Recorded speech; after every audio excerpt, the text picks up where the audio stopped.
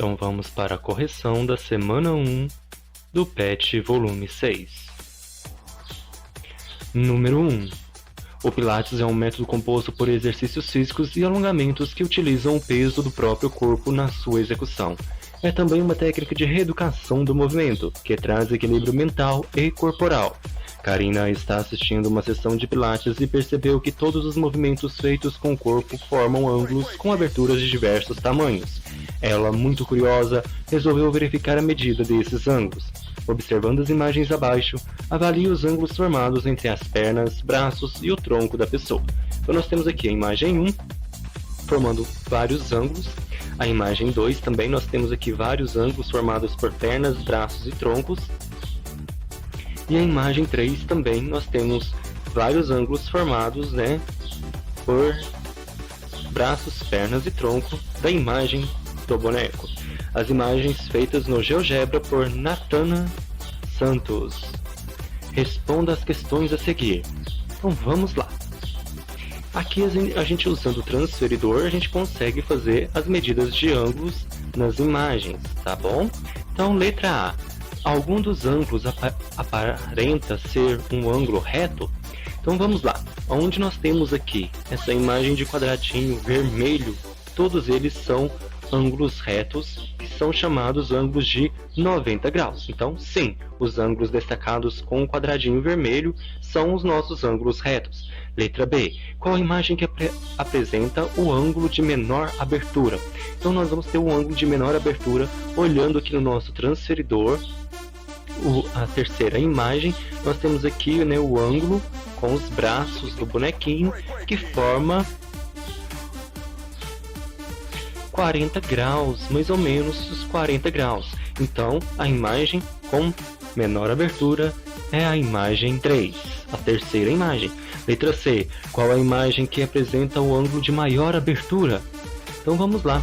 A imagem 2, ou seja, a segunda imagem. Número 2. Uma pessoa ao se alongar faz diversos movimentos. Podemos observar nas imagens abaixo que os braços formam diversos ângulos em relação ao corpo da pessoa. Então vamos lá. Nós temos aqui a imagem A. Nós temos os dois braços abertos, que formam um ângulo de 90 graus, que formam os quadradinhos, um ângulo reto de 90 graus. A imagem B, nós temos um braço reto e o outro esticado para cima. Então nós temos um ângulo de 90 graus e um outro ângulo de 180 graus. A imagem C, nós também temos um quadradinho aqui, o braço com um quadradinho de ângulo de 90 graus e o outro meio que é aberto, formando o ângulo de 45 graus. Então vamos para as questões. Letra A. Qual dos bonequinhos abaixo tem maior flexibilidade ao fazer os movimentos? Então nós temos o boneco B, pois um ângulo é de 90 graus e o outro de 180 graus. Letra B.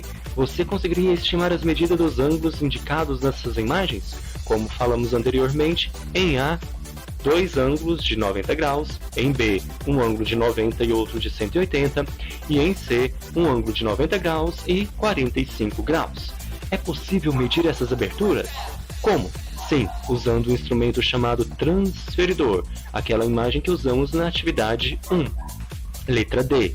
Que unidade de medida posso utilizar? Como nós estamos trabalhando com ângulos, a única unidade de medida que podemos usar aqui para medir ângulos é graus. Letra E. Quais são os nomes dos 6 ângulos indicados nessas imagens? Então nós temos ângulos retos, são os que medem 90 graus.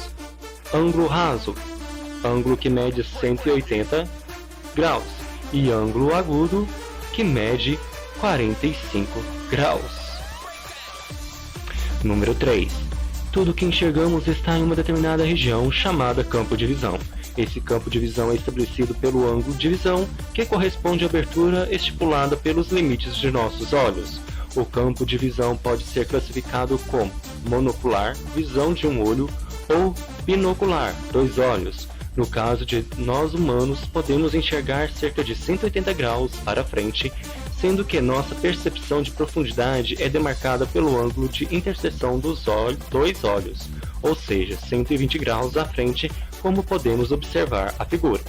Então nós temos aqui o campo visual monocular de um olho, 150 graus, e o campo visual binocular, com os 2 olhos, tem os 150 graus, como tem o encontro, né, dos dois olhos, dos ângulos dos dois olhos, nós temos então capacidade de ver 120 graus.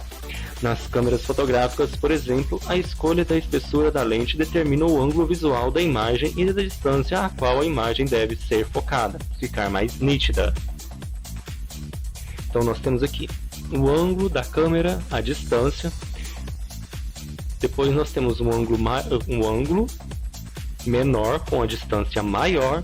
E depois nós temos então um ângulo bem menor com a distância bem maior. A tabela abaixo mostra algumas opções de lentes e suas medidas aproximadamente. Espessura da lente, 4 mm, o ângulo aproximado é de 70 graus. Distância de 0 a 6 metros. 6 mm, o ângulo de 50 graus, distância de 5 a 10 metros. 8 mm, 40 graus, distância de 10 a 20 metros. 12 mm, 27 graus, a distância de 20 a 35 metros. 16 mm, 20 graus, a distância de 35 a 50 metros. Agora vamos ajudar um fotógrafo a escolher a lente mais adequada para cada uma das fotografias que ele foi contratado a fazer. De acordo com a medida do ângulo, consulte a tabela para descobrir a lente. Então, para fotografar a pipa, observe o ângulo e descubra a lente. Então, nós temos aqui um ângulo, né, mais ou menos quase de 20 graus. Então, nós vamos ter então um ângulo de 16 graus. Lente mais indicada é a de 16 milímetros. Letra B. Agora observe o ângulo formado para a segunda foto. Então nós vamos olhar aqui no nosso transferidor o ângulo formado, que é o ângulo de 42 graus. A lente mais indicada é de 8 milímetros. Número 4. Uma professora deseja fotografar sua classe de maneira que todo o fundo da sala MN apareça na foto. Portanto, posicionou a câmera do ponto V conforme a figura. Qual é o ângulo de visão da lente da máquina fotográfica e quais são os ângulos que aparecerão na foto? Então nós temos aqui a imagem, a máquina fotográfica, que é o ponto V, e tem que aparecer o M e o N, ou seja, nós vamos ter que ter uma abertura de ângulo aqui para aparecer toda a sala.